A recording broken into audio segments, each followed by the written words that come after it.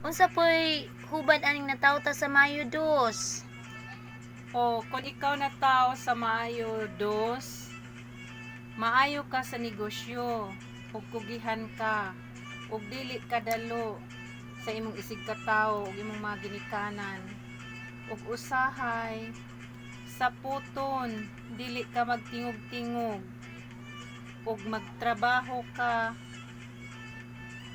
hinangga ka sa imong mga amo, sa panimalay,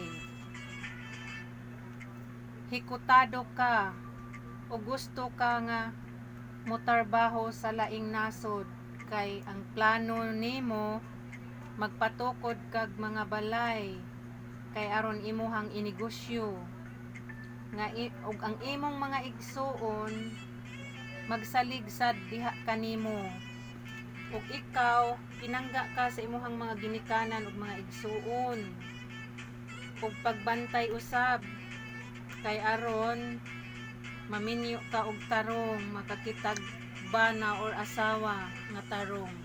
Mao nay hubad sa imuhang Mayo 2. Ayaw kalimot sa pag-like, share, and subscribe this video. Daghang salamat.